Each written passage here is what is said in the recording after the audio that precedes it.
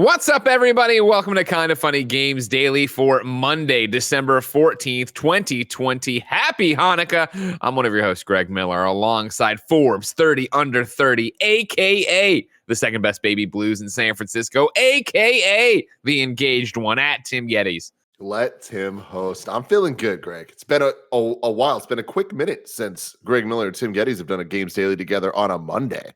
I know, right? You never know what's going to happen. And I'll tell you what, I'm happy you're happy. I'm excited you're here. I like that you came in. We didn't talk. We had no conversation. I like to come in fresh. I like to, the news hits you where the good Lord hits you. I don't know. You're just getting it. I'm fired up. The chat, everybody in the chat wants to show up and fight me today. Everyone's trying to fight Greg Miller. Why? I don't know. Well, Wolf Rick Beardlord started some shit in the beginning. I put him in the ground. Zombie Kills pops up. She wants to start some shit. I'll take them all on. Bring it on. Anybody who wants to come in the chat right now, go ahead. I'll start laying you out. Greg, I'm in such a good mood because of the thing that I slacked you. Kev, can you bring up when I slacked you and Greg? Because I don't know if I'm going to be able to focus on this show, Greg. I am obsessed. So this is just a breaking thing that you just found out about. Is that what's happening? Yes. A best friend just tweeted this at me. Clint Carumba tweeted this at me. Great name. An idea for Moose. And it is a harness that I can only hope is powered by Hue so that I can just control the glow and just make Moose glow. And I love this, Greg, as you can imagine. I mean, you have to do this. You have to do this. But it's in this foreign language that I don't understand. So if someone out there could find this link for me, that would be off. You can translate the tweet, can't you? Yeah, I know. I'm just fucking. You got the old translate tweet button. But it didn't give me enough information. Gotcha. But anyways, this is my day has been made, so it can only go down from here. What bullshit do you have for me today, Greg? I saw that Moose pooped in PetSmart over the weekend. Petco. Oh, Petco. Sorry. Yeah, they all run together to me. I don't know. I don't shop at the big chain pet stores. All right, I support my local businesses, Tim. Yeah. I look back there to see if the Chewy.com box is available.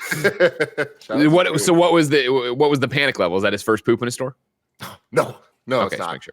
No, panic level was we got the little bag on the thing. It's easy. It's the smallest poops that big. You know what I mean? Of course. Like you pick it up, it's like it never happened.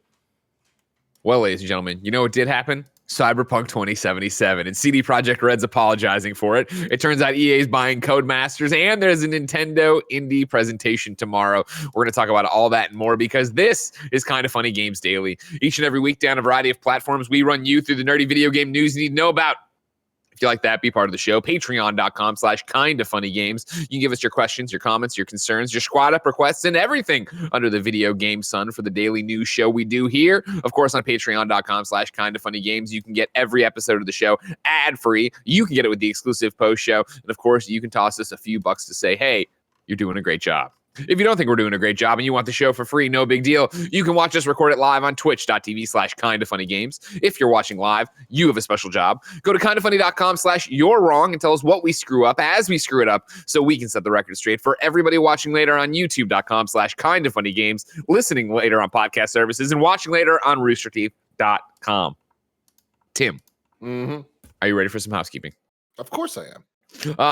Today, your Monday, I want you to know, number one, I tried to call PlayStation to get Blessings trophies finally publicized. I went out there with the Freedom of Information Act trying to get Merc City 64 to show his PlayStation trophies. It did not go well. You can listen to and watch the entire call on youtube.com/kindoffunny right now. It's also up on all the Twitters and stuff like that too. Andy's going to be streaming Cyberpunk 2077, showing off ray tracing and all its goodness on his Nvidia RTX 3080 Tuesday. That's tomorrow, December 15th, from 11 to 1 Pacific time. Twitch.tv/kindoffunnygames, of course. Thank you to our Patreon producers, Blackjack. Today, we're brought to you by Upstart, HBO Max for the holidays, and Brooklinen. But I'll tell you about that later. For now, let's begin the show with what is and forever will be the Roper Report. Time for some news. We got 5 items on the Roper Report. A baker's dozen. And I'll tell you what, we ain't getting out of story number 1 because it's 2 parts and a million questions for quite some time. Oh, yeah. Overnight, Timothy, while we were sleeping, or maybe you were awake because you keep weird hours, Cyberpunk developers CD Projekt Red published a letter. Let me wet my whistle. Another yellow block, Greg. You love. It's funny how many responses I saw to this that were like, They had like that flashback moment thinking it was another delay, forgetting they had the game. Yeah. Here we go, though. Yeah. Here comes the letter from... Sorry, they would have hoped for that. Yeah, we'll see in a second. This is, of course, penned by all the heads of CD Projekt Red. Dear gamers, first of all, we'd like to start by apologizing to you for not showing the game on base last-gen consoles before it premiered and, in consequence, not allowing you to make a more informed decision about your purchase. We should have paid more attention to making it play better on PlayStation 4 and Xbox One. Second, we will fix bugs and crashes and improve the overall experience. The first round of updates has just been released, and the next one is coming within the next 7 days. Expect more, as we will update frequently whenever new improvements are ready. After the holidays, we'll continue working. We'll release 2 large patches, starting with patch number 1 in January. This will be followed by patch number 2 in February. Together, these should fix the most prominent problems gamers are facing on last-gen consoles. We will be informing you about the contents, of each patch ahead of their release. They won't make the game on last-gen look like it's running on high-spec PC or next-gen console, but it will be closer to the experience than it is now. Finally, we would always like everyone who buys our games to be satisfied with their purchase. We would appreciate it if you would give us a chance. But if you are not pleased with the game on your console and don't want to wait for updates, you can opt to refund your copy. For copies purchased digitally, please use the refund system on PSN or Xbox respectively. For box versions, please first try to get a refund at the store where you bought the game. Should this not be possible, please contact us at helpmerefund@cdprojectred.com, and we will do our best to help you. Starting from today, you can contact us for a week up until December 21st, 2020. Humbly, the heads of the studio. And then PS, PC gamers will also be getting regular updates and fixes improving the game. Now, Tim, we can, of course, start right there, jump right into it. But I feel like just laying it all out here, right? Because after we had gone off the air, of course, Jason Schreier over at Bloomberg on Friday put up a different story in a similar vein of everything we're talking about. Basically saying Cyberpunk devs are still getting their bonuses. Again, this is Jason Schreier at Bloomberg. Executives at Polish video game publisher CD Projekt SA took responsibility for the buggy release of the highly anticipated title Cyberpunk 2077 this week, telling staff on Friday in an email obtained by Bloomberg that they will receive their full bonuses no matter how the game is reviewed. Previously, CD Projekt developers were told they would receive extra pay based on the game's critical performance.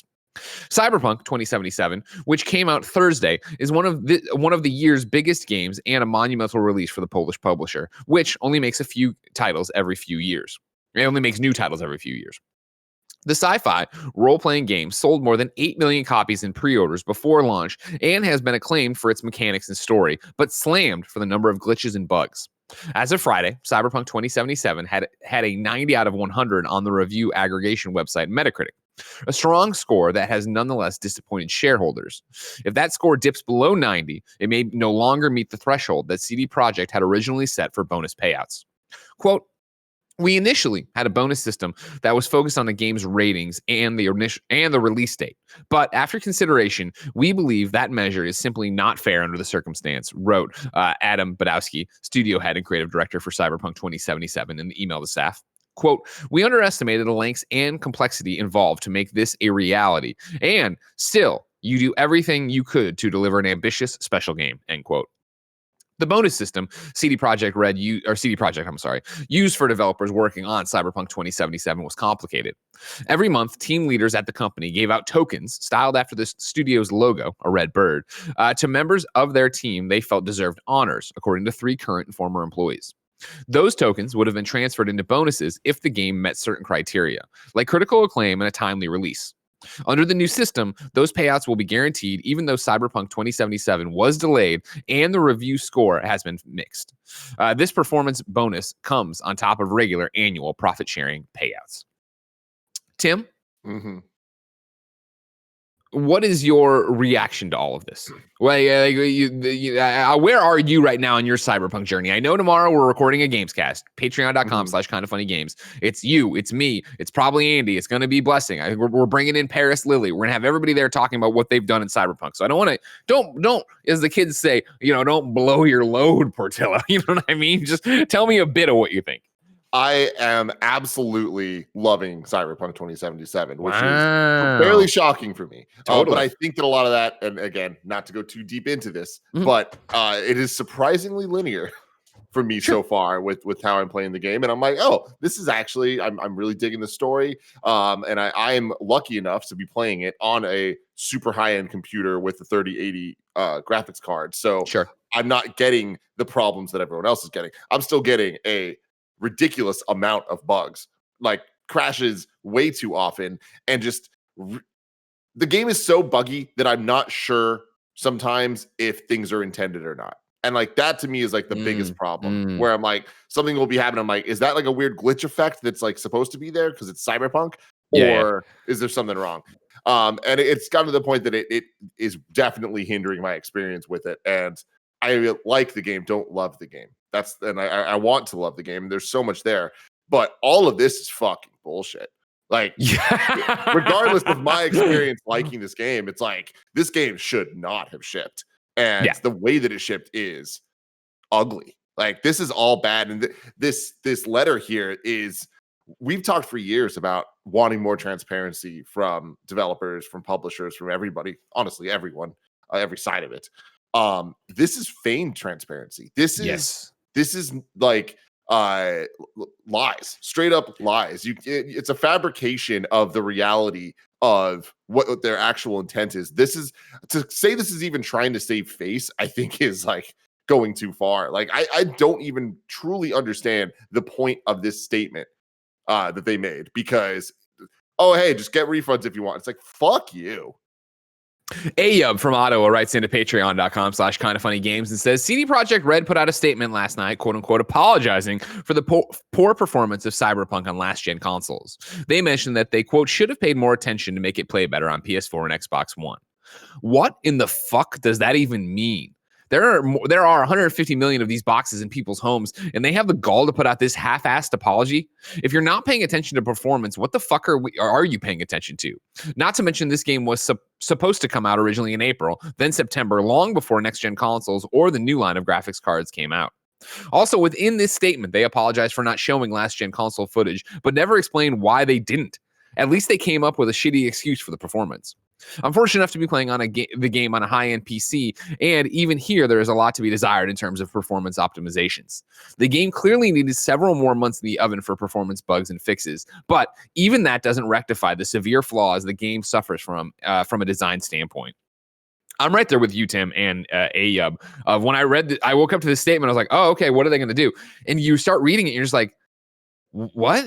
Like, what do you, first of all, we would like to start by apologizing for not showing the game on base last-gen consoles before it premiered, and in consequence, not allowing you to make a more informed decision of the purchase. We should have paid more attention to making it play better on PS4 and Xbox One. Like, this isn't a surprise. No. This isn't like no one in the studio fucking knew this game was running in potato mode on a regular PS4. What are you talking about? Yeah, Tim. Kevin, I sent assets a video that I would like to watch, because it is just utterly ridiculous for people that, if somehow you're watching the show and haven't seen the chasm, the deep, wide chasm of a difference of this game running on a PC versus a base model PlayStation 4. Can we get some audio, Kev?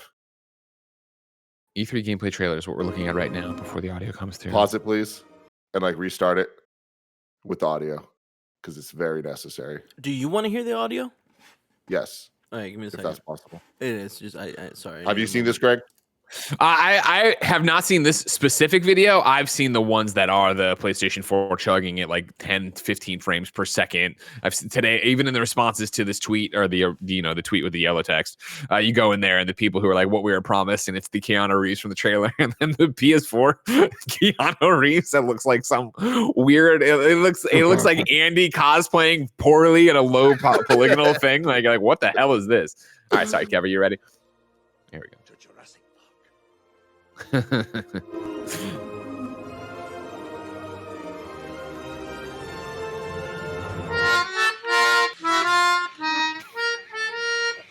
Look at them running into each other.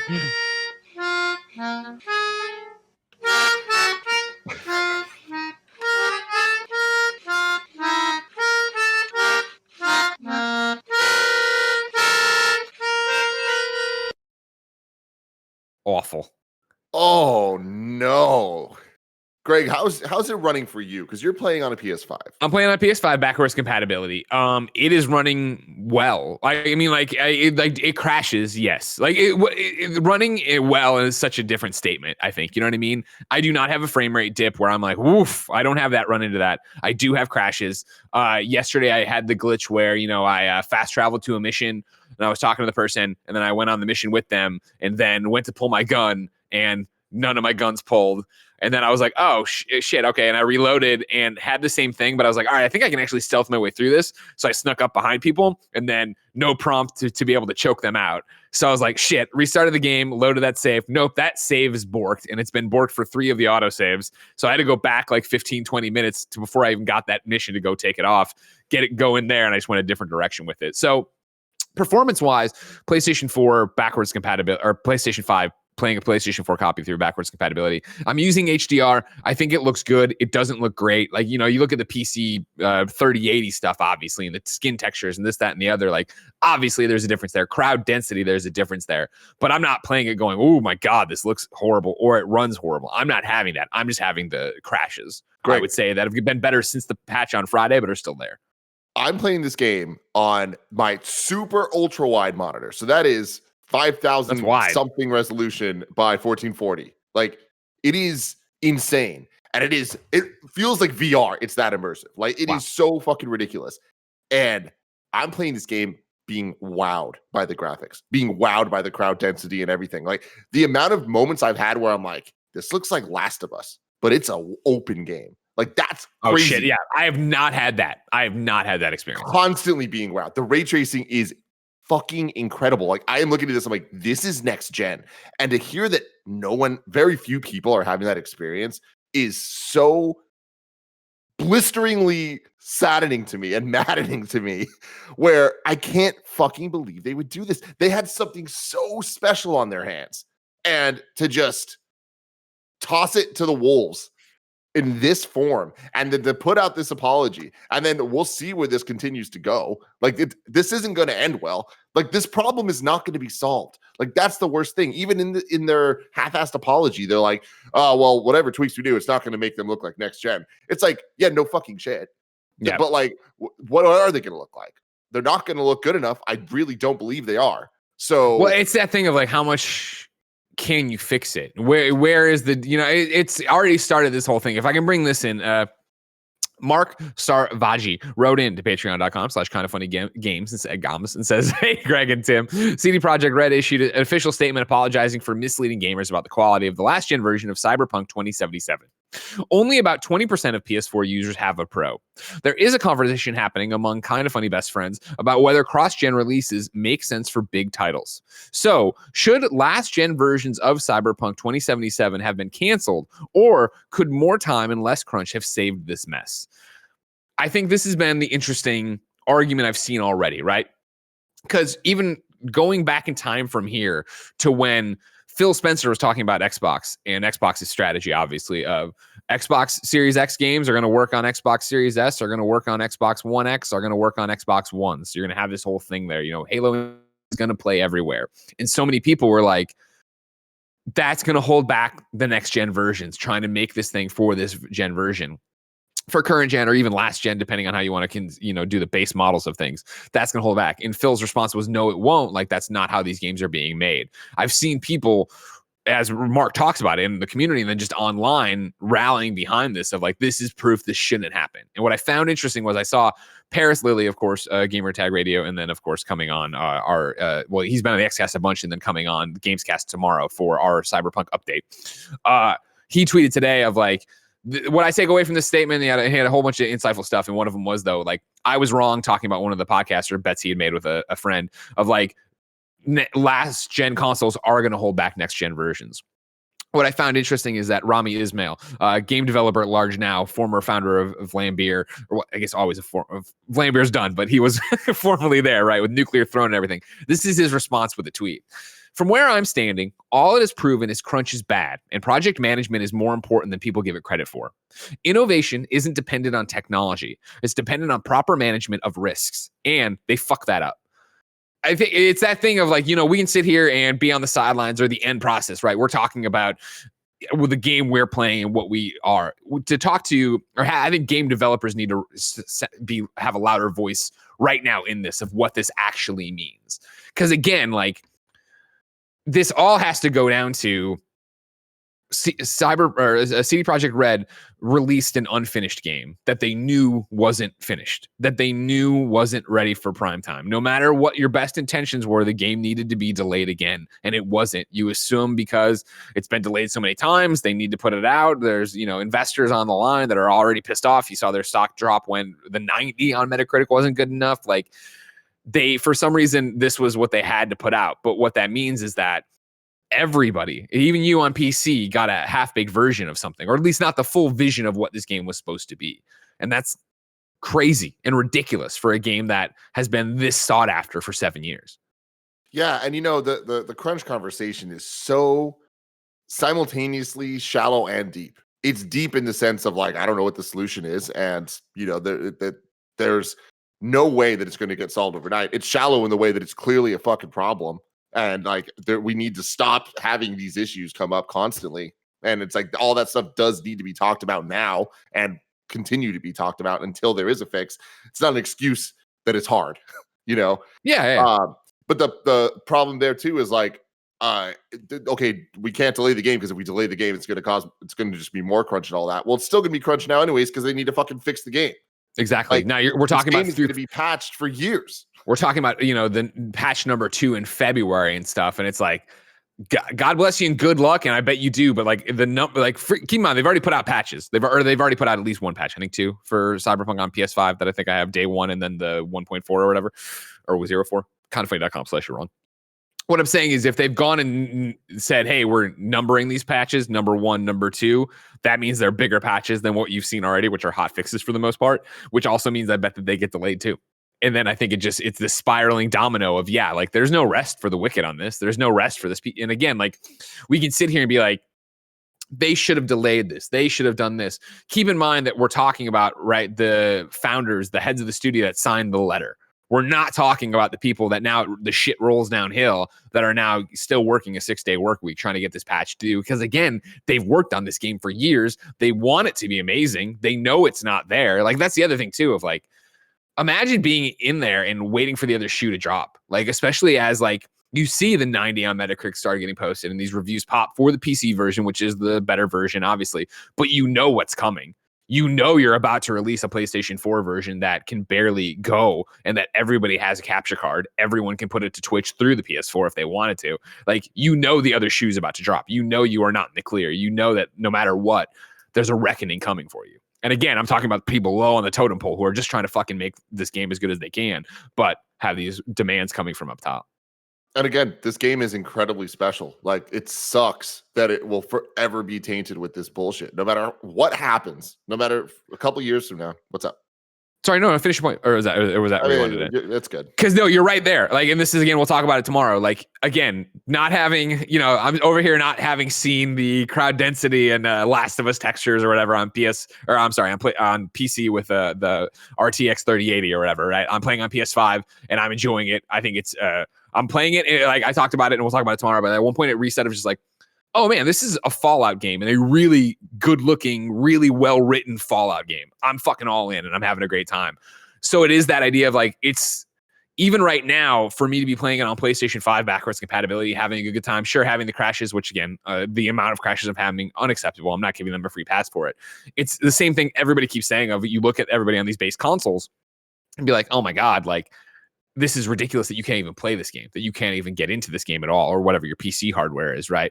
Let alone then the fact that it makes it so guilty to be sitting there playing this game and enjoying this game when you know what a fucking boondoggle this game is for everybody else. And like you're talking about, like you're having a great time with this game. The game runs great for you, but like this launch is completely soured and ruined and the well is poisoned, as it should be, because this is a fucking catastrophe, which leads us to Julian, the Gluten Free Gamer's question. Simple question. Is the Cyberpunk launch worse than Anthem?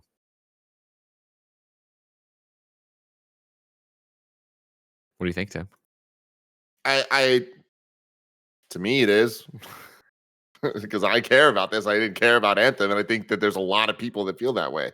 This game is more than just the holidays big game. This is a game that almost every cross section of gamer has been excited for a decade leading into this, right? Yeah. I feel like this is a game that non-gamers are interested in because it looks cool.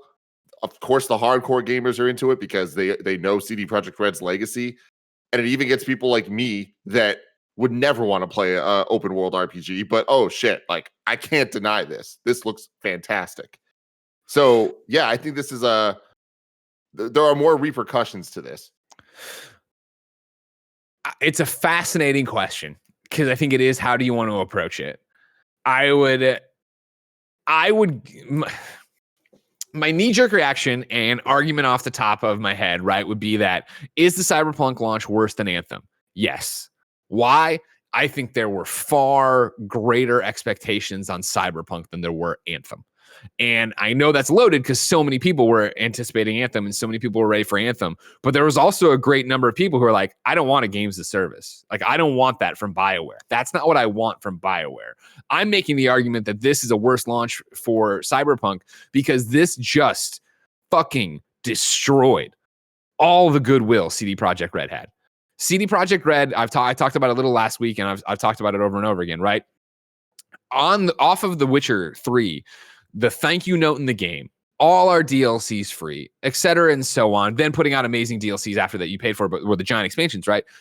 It was this classic, oh my God, look at CD Projekt Red. They get it right. They were doing all of that in the throes of microtransactions. When everybody was up in arms about it, everyone turned to Witcher 3 and CD Projekt Red and said, they're doing it right. They care about their community. They care about their consumer. That's what this is all about. And to have Cyberpunk in the middle of that being talked about and then being demoed at E3s and winning most anticipated game over and over and over again and game of the show awards at E3 over and over again, like there was so much expectation into Cyberpunk because it was this great developer who gets it, taking on the cyberpunk genre and doing this open world RPG. And if you didn't like The Witcher because it was fantasy, this is going to be guns. It's going to be all these things. And that hype train of it had so much love and support. And for what you were seeing them put out with the night, again, think about like the Night City Wires. Think about how much they talked about and showed this game, and then Keanu and everything else. Like, they were saying all the right things and showing all the right stuff. And I don't think there were people who were like, oh, like, that doesn't look like my kind of game. If this had any kind of like any type, if you would, BioWare in Anthem were very much like, I like BioWare games. I don't know if I want a games as a service. I guess here you could be like, I like fantasy open world games. I don't know if I'm going to like a Cyberpunk open world game, but I still think the numbers show, right? 8 million plus pre-orders before it ever got to anybody's hands. That worked and that got there. And again, there was not blood in the water. There were in the lead up to this, there were the crunch reports, right? Jason Schreier over at Bloomberg talking about that and talking about the bonus reward structure and people being like, oh man, this fucking sucks, but I hope, I know how much they care about their community, their games. I hope they care about their team that much. I hope the game pays off and is going to be great. And I think in a lot of ways that all would have been forgiven if this game came out and was fantastic. I saw a lot of discourse, and I think we talked about it on this show, right? Or maybe in the post show after Game Awards, with, Last of Us Part 2 won all these awards and cleaned up at the Game Awards. And, that's amazing and great. But like, remember all the crunch at Naughty Dog, like, how do we reconcile all of that? And I think when you get to the end and you have a home run grand slam, everybody killed themselves, and you have this amazing product, it doesn't justify it, but it at least helps everybody go, oh, this is what it was for. This is for the art. Here we are now where CD Projekt Red, it seems like they were bad to their employees. It seems like it doesn't seem like they lied to all of us. They not only lied about it, they gave the code that is the good code, the PC code, they gave with just a less than a week turnaround time till review. They didn't put out any of the console stuff ahead of time. They knew all this stuff was bad. It's all negative right here. And granted, yeah, like BioWare's all negative, or Anthem was all negative too, but you were still excited for Dragon Age. You're still excited for Mass Effect. Like it is like, okay, cool. They bungled that and they're working on it. Great. This is bungling all the messaging from it. Like Anthem's problem wasn't that it crashed and blew up all the time. Anthem's problem was it was content bare when it launched, and it didn't have the relationships people wanted, and so on and so forth. This is like more at the core of like, we talk about this statement they just put out, right? Like, the statement isn't making it better today.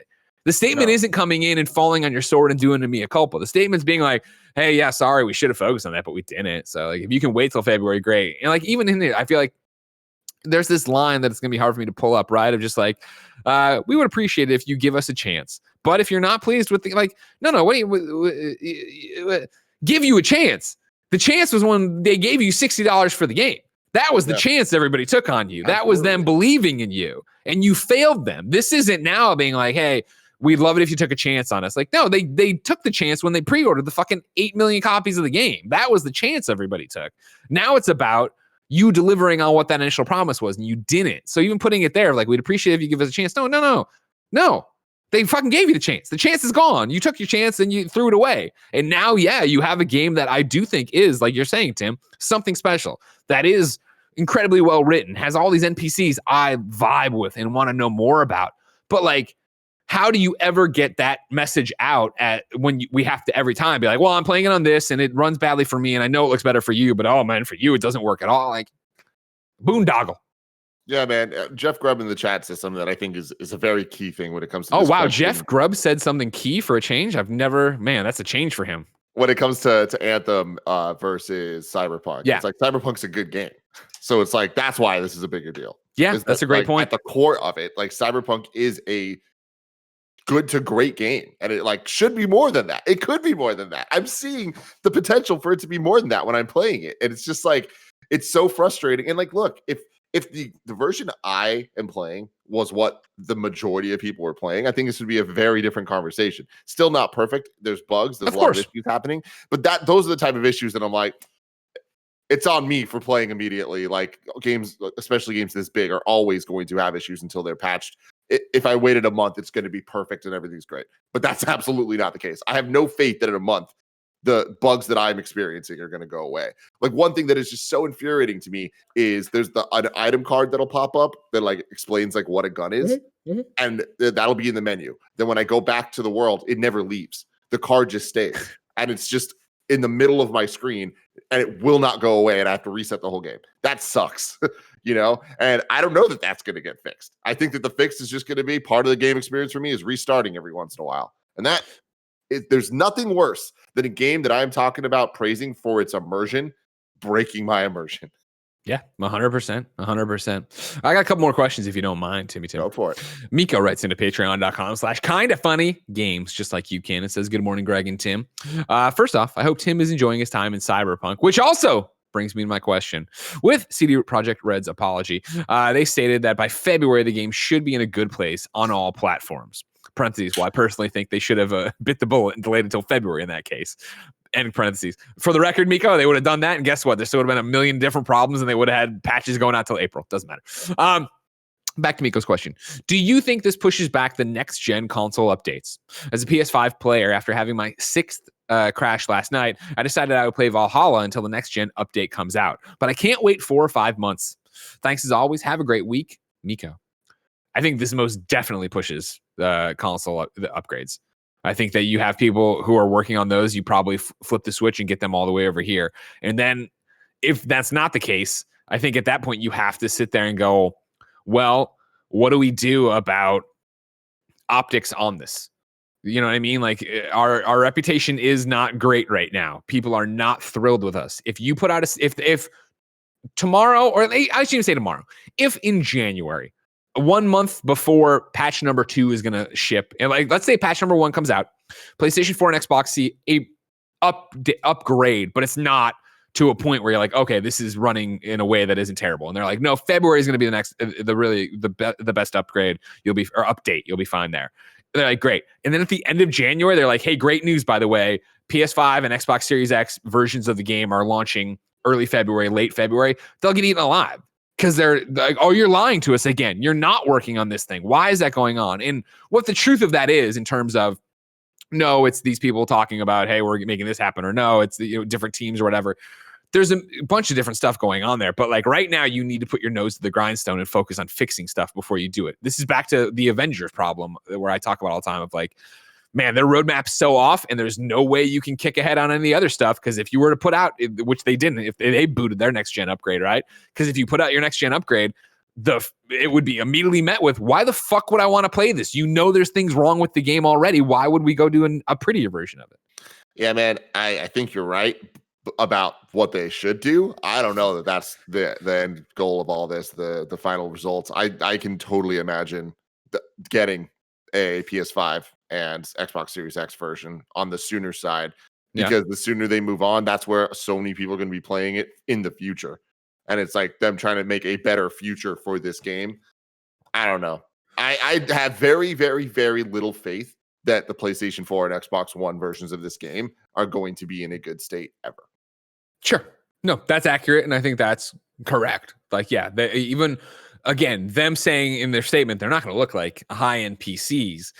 So obviously they weren't going to look like high-end PCs, but what can you actually get out of what they've done and what their backend is and how this game runs already on there? What are we talking about? Or is it just going to be that textures pop in faster than they already pop in on PlayStation 4, Xbox One? Like, what does that mean? And what is that scale going to look like? Who knows? I think at this point, you have to treat it like we keep talking that I hope they treat the Avengers next gen upgrade for, which is just hold on to it. And then when there is a big update, a big DLC drop, that's when you put it out to make it in an event. And that's what I think you do with Cyberpunk. Maybe time it with that first DLC you're supposed to see next year.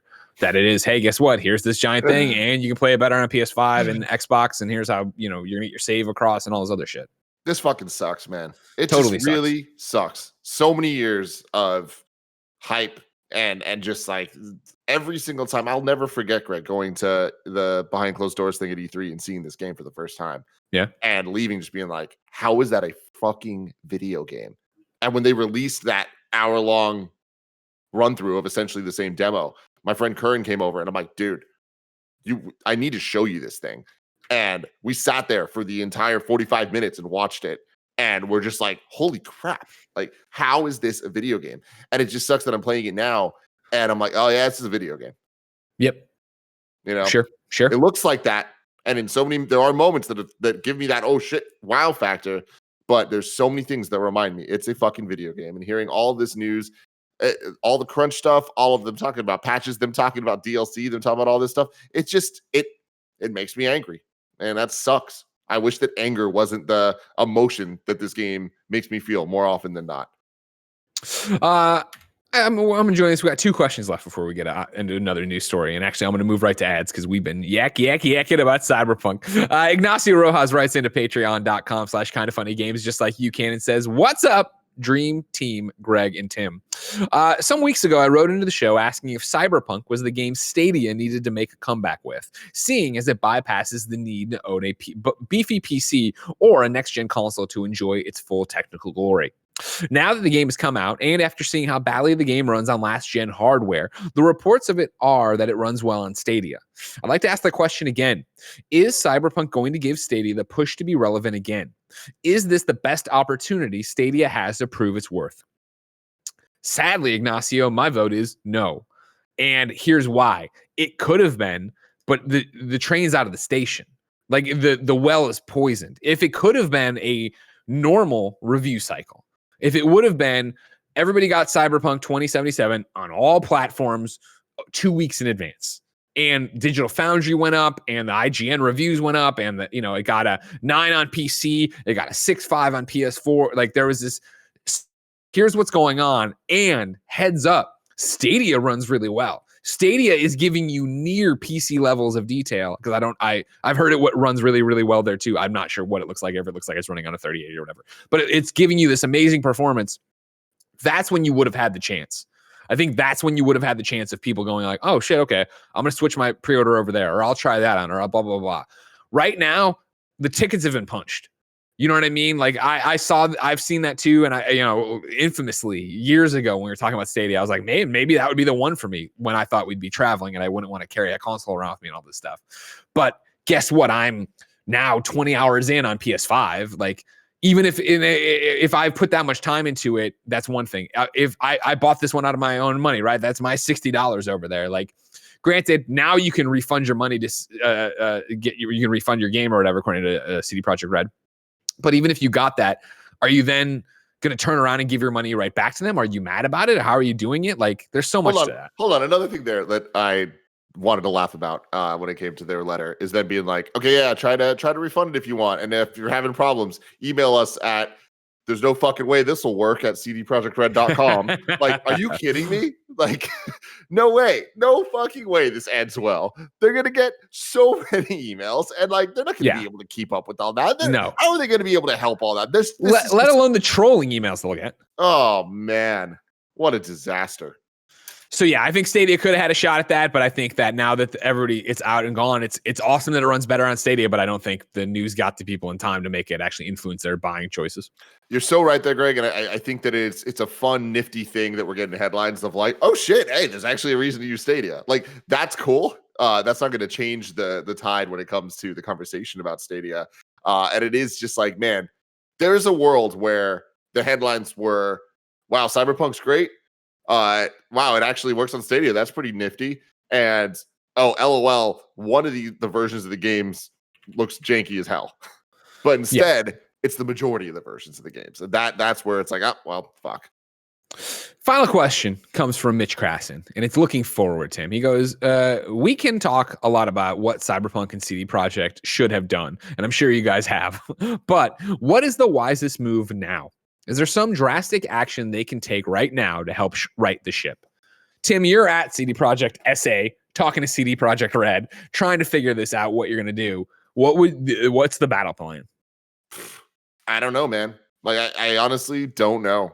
I don't think that there's a battle plan that solves the short term, even nearly the amount of problems. There's so many problems that it's like, I feel like they need to just kind of focus on certain ones and take the hit otherwise. And like, that's just the strategy business side of me answering that. That's not thinking about so many different sides and realities to the problems at hand.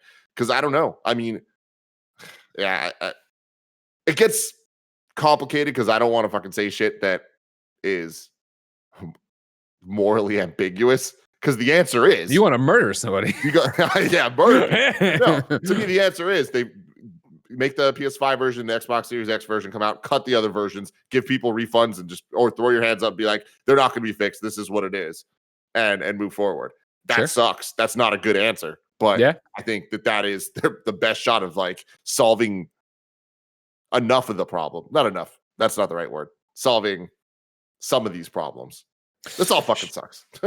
100%. Yeah, I mean, Mitch, what I would have done, and this is not what's the wisest move? I think this apology they put out is half-assed. I think it is not a good look because it does. You knew this was broken. This isn't. This apology, I feel like, would make sense from Microsoft, who obviously had such a big advertising campaign with Cyberpunk, right? And had them on their E3 stage of being like, listen, it runs like shit there, and we're sorry we didn't know, kind of thing. The developers saying that, you're like, well, the fuck, of course you knew. What are you talking about? Like, what are you talking about? Like, I think it would have been have a more detailed plan and patch of like, listen, I would be like very upfront. I would be like, listen, we are suspending work on all the DLC and the next gen versions to get current gen versions to a place that they run decently. Like we're not going to be able to get it to PC specs, but we are going to be able to commit to a frame rate, commit to whatever, or target, just be honest, target, be, very transparent, put all these things out. We're doing all of that. After that ships, we'll then work on the next gen versions. Concurrently, we've been looking at the subreddit. We're going to take into account what we said we would do again and what you all want. The NPCs to have their own paths in lives, which they don't. Have more than one statement to say if they're an NPC. We're going to give the fucking AI driving a brain so that it isn't just clearly Truman Show shit.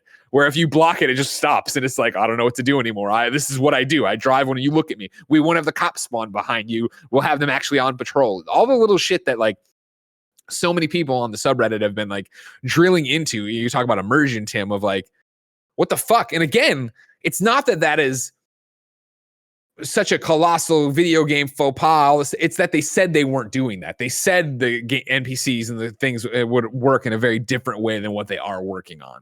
Like, that's what I was saying about my mind shift of like, oh, this is a Fallout game and I'm having fun with it. It's like, I didn't have the preconceived notions it was going to be a game changer. I hoped it would be. You know, you back to you, Tim. I watched those presentations with you, and it is like, how can this be a fucking video game? And it turns out, oh, it's a video game, and that sucks. But it's also a fun video game when it works, which is all of these caveats you have to keep assigning to this game, which suck. It sucks. It sucks. You know what doesn't suck? Saving money. Let's talk about our ads. Remember, you can go to patreon.com/kindoffunnygames where you can get the show ad-free. Speaking of ads, this episode of Kind of Funny Games Daily is brought to you by Upstart. There's a lot of economic chatter right now about the state of the market. Is it recovering? How long will it take? Have we seen the worst? But if you're struggling to pay off high-interest credit card debt, you can't wait for those answers. You need to take action. Now with Upstart, there's actually something you can do today to help fight off high-interest credit card debt. Upstart is the revolutionary online lending platform that knows you're more than just a credit score. Unlike other lenders, Upstart can reward you based on your job history in the form of a smarter rate. When I took out my loan years ago, they didn't give me this. And let me tell you, I did not get a good rate. Upstart lets you skip going to the bank because it's completely online. They offer loans from $1,000 to $50,000, so you can consolidate your debt into one easy fixed rate payment.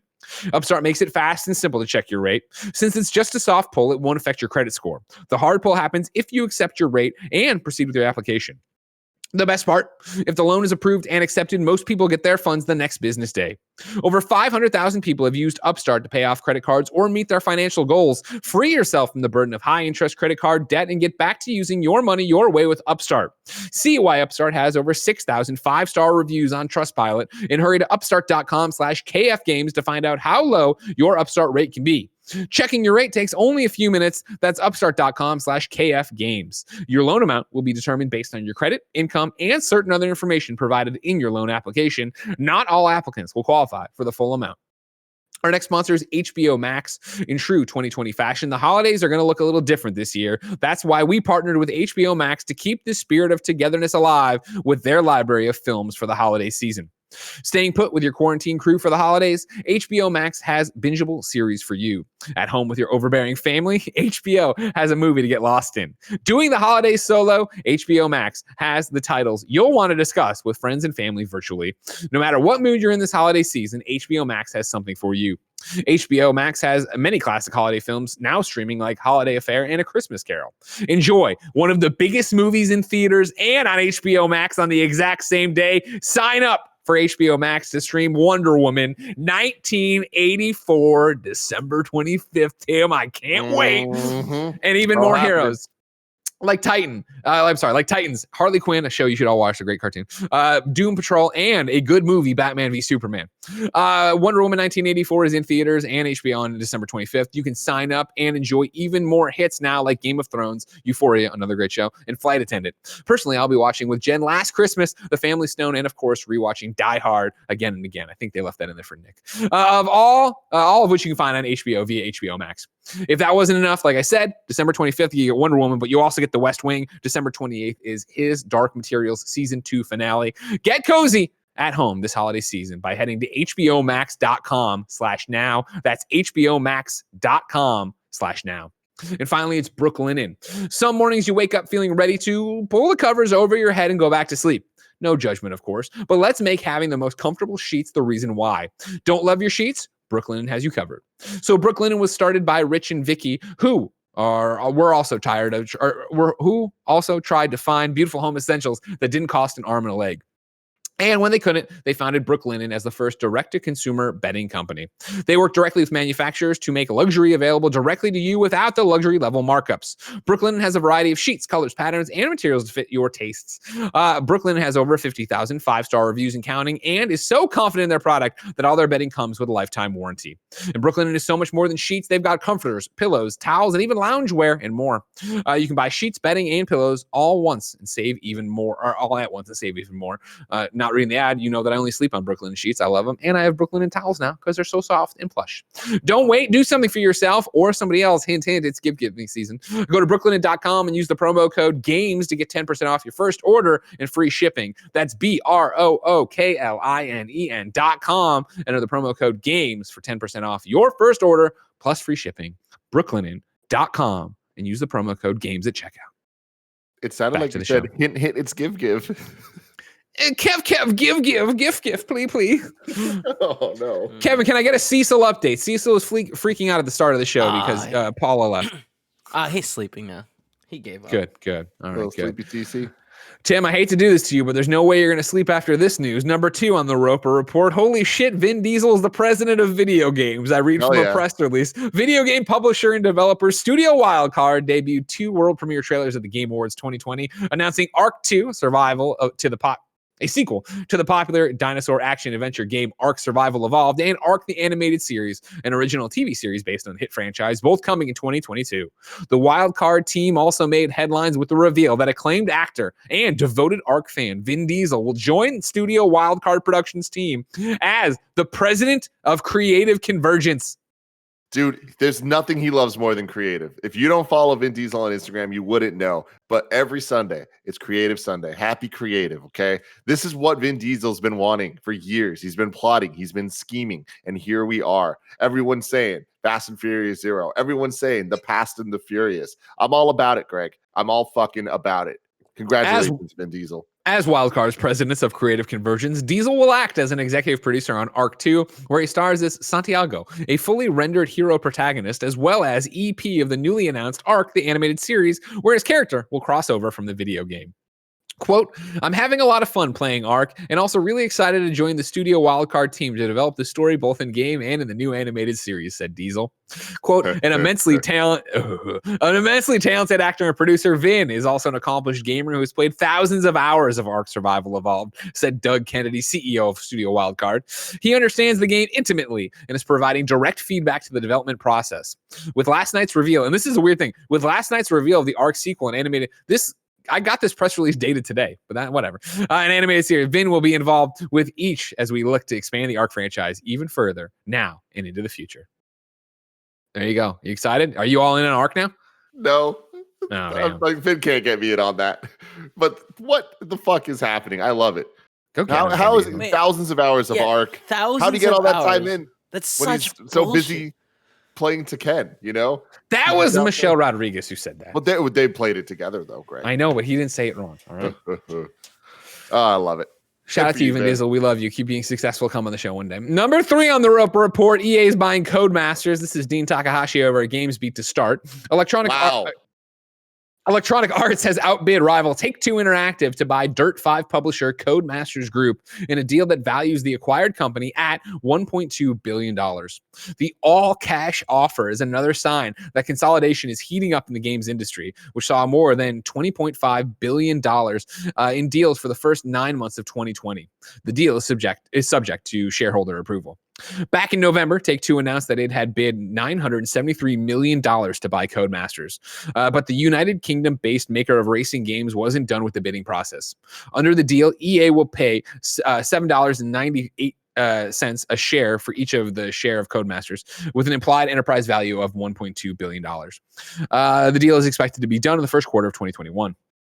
Codemasters makes racing games such as F1, Dirt, Project Cars, and Grid. Based in Southam, England, Codemasters has about 750 employees. I'm now taking Dean's thing, combining that with the EA press release I got that had these listed, among others, but I'm just going through a few of them. Strategic rationale for the purchase. EA believes the combination of EA and Codemasters will enable further growth and success for Codemasters and EA's popular and innovative racing franchises.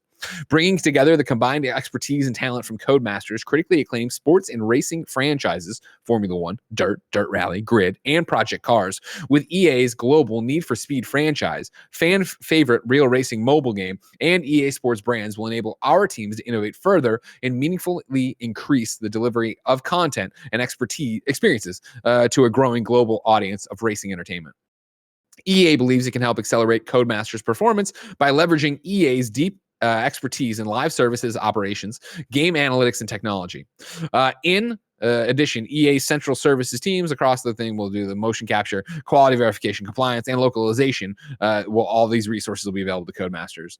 And it goes on like this as they try to bring them in. One here at the very end, they list the CEO of Codemasters and the CFO of Codemasters, along with the senior executive management team of Codemasters, intend to remain with Codemasters following the completion of the acquisition and will continue to lead the Codemasters business within EA's organization. Tim, neither of us are the biggest racing people, but yeah, how do you feel about this one? I mean, the consolidation continues. Like, I feel like this is one of those things that EA's resources could benefit those games. Will they? We'll have to wait and see. Yeah, I exactly. think that's the bigger thing is I mean, you just named 6 racing games. I don't see EA taking those 6 racing franchises, adding their 2, 3, 4 racing franchises they have, and netting out with all of these continuing. Right? They're gonna look at this and I wouldn't be surprised if bye all this stuff. It's just Need for Speed. Yeah, it'll be interesting. I think Dirt has enough of a following. Formula One's a different thing. Project Cars is such a fan favorite. I don't know, but it's more the thing of, you know how this goes, regardless of what the next racing game they put out under this label, Codemasters does as EA, right? Like if they even ask for a fucking 75 cents in the game for a helmet or something, it'll be off to the races with how horrible EA is and how they broke them and changed them and destroyed them and all this stuff. So we'll have to wait and see, but there you go. EA gobbling up. And I think, consolidation being the bigger part of it. But yeah, maybe you merge some of the things together. You know what I mean? I see Blood Wolf Reaper in the chat say Need for Speed Dirt. Like, that'd be a cool thing if you mash those things up. Maybe. Again, as a not racing guy, I don't give a shit about any of this, but go get them. Number 4. Something you really care about, Tim. You can submit your Space Jam: A New Legacy video game ideas. This is Sarah Bond over at Xbox. Worth pointing out, of course, Sarah Bond on the newest episode of the Kind of Funny Xcast with Snowbike Mike and Gary Whitta. Microsoft and Space Jam: A New Legacy are coming together for an epic partnership in the lead up to the film's 2021 release. In celebration of the new movie, Xbox, Bugs Bunny, and LeBron James are teaming up to help you create an original arcade-style video game based on the new movie. Just announced on social, we're in the hunt for the best fan-submitted video game ideas. The loonier, the better. Starting December 14th through December 30th, fans aged 14 and up, Tim, you're in there, will be able to submit the game ideas that they think are a slam dunk at the official contest website. All you have to do is review the official review rules, select the gaming genre of your choosing using a key image, and describe your game idea in less than 500 words. 2 lucky winners will have their ideas brought to life in the official Space Jam: A New Legacy arcade-style video game, available as the newest perk for Xbox Game Pass Ultimate members in 2021. Winners will also receive the following prizes: their names featured in the game's credit, an exclusive winners bundle with signed and authenticated LeBron James memorabilia. I'd love it if it wasn't authenticated. Just Sarah Bond's signing LeBron's name. Space Jam: A New Legacy merchandise and Nike VIP packs, and a personalized Xbox Series S console, a private friends and family screening of the film, and a virtual Microsoft coding workshop for their local community. To help coders of all ages jumpstart their creativity, Microsoft stores are hosting free one-of-a-kind Space Jam: A New Legacy-themed virtual workshops on video game creation. Students will build a playable prototype of a video game using block-based coding on the Make Code arcade platform, all while learning about the professional skills and STEAM careers that are involved in the game. What the hell? This is such a weird news story from every angle. I mean, first off, I just obviously love that Space Jam is in any type of conversation. So that's great. But like, to really drill down to what this is. Hey, we have a basketball movie. We're going to make a video game about it. What should the video game be? It's a basketball game. What are you looking for? Or is it I'm trying to get Metroidvania? I don't know. I got to get LeBron's shoes to him on Bugs Bunny. There you go. That's an idea right there, kids. Put it in. That seems bizarre. Do you follow my logic here? Like, sure, no. you could make Space Jam not a basketball game, but why would you do that, Greg? You got Bugs Bunny. You got all these people out there. They want to see him. Get Bill Murray back in there. You know what I mean? That's could be anything. Kids love Bill Murray. Bill Murray. I don't know. It's just Bill Murray's trying to get in the movie. That's what the 2D platformer is. He platforms trying to get in. I'm with that. I like that. Number 5 and final on the Roper Report. Nintendo Indie World Showcase is happening tomorrow. Nintendo says, ring in the holidays with a new Indie World Showcase on Tuesday, December 15th at 9 a.m. Pacific. Tune in for roughly 15 minutes of updates and new announcements on indie games coming to Nintendo Switch from our global partners. Tim, always an exciting thing, the Indie World Showcase, because that means you're going to get new games tomorrow you weren't expecting. Yeah, it's been a while since we've gotten one of these, if I remember correctly.